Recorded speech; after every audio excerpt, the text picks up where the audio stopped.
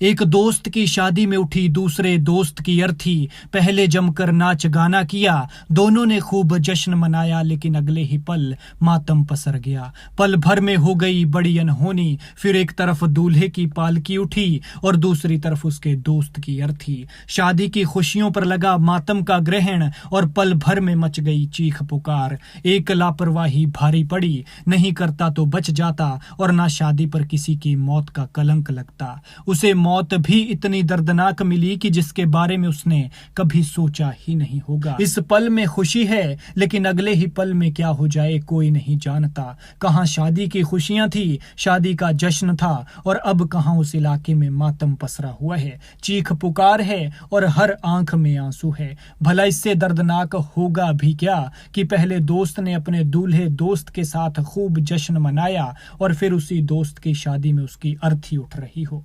ये दुखद घटना हुई है चंबा के सलूनी में। वो बेचारा अभी 18 साल का था और दोस्त की शादी में आया था। किसे क्या पता था कि ये जो अभी जमकर नाच रहा है ये थोड़ी देर का मेहमान है। सारी शादी अच्छे से निपट गई, लेकिन जब दुल्हन का गृह प्रवेश होना था तो ये अनहोनी हो गई। दरअसल 18 साल का विजय सलूनी के गांव हांगवी में अपने दोस्त की शादी में आया हुआ था। पहले सबने खूब जश्न मनाया। विजय भी अपने दोस्त की शादी में खुश होकर जमकर थिरका। फिर दूल्हा दुल्हन को लेने बारातियों के साथ बारात लेकर वणी गांव की तरफ रवाना हुआ। ढोल नगाड़ों के साथ जश्न मनाते हुए बारात निकली और इस बारात में 18 साल का ये लड़का विजय भी था। शनिवार को बारात गई थी और रविवार की सुबह 10 बजे बारात वापस आ रही थी कि तभी विजय अपने कुछ दोस्तों के साथ सियोल नदी में नहाने चला गया। दोस्तों के साथ मिलकर नदी किनारे नहाते वक्त विजय का पैर फिसल गया, जिस कारण वह गहरे पानी में जा पहुंचा और डूबने लगा। बताया जा रहा है कि विजय को तैरना नहीं आता था, लेकिन विजय को डूबता देख नदी किनारे पर खड़े उसके दोस्तों ने मदद के लिए शोर मचाया।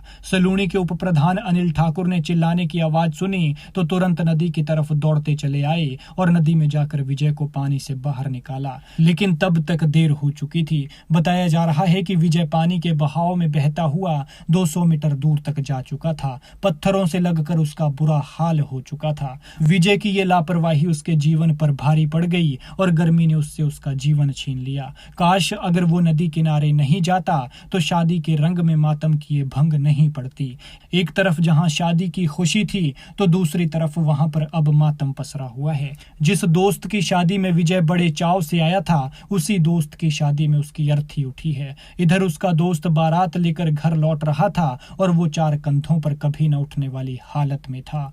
खैर, भगवान मृतक की आत्मा को अपने श्री चरणों में स्थान दे और दुखी परिवार को दुख सहने की शक्ति।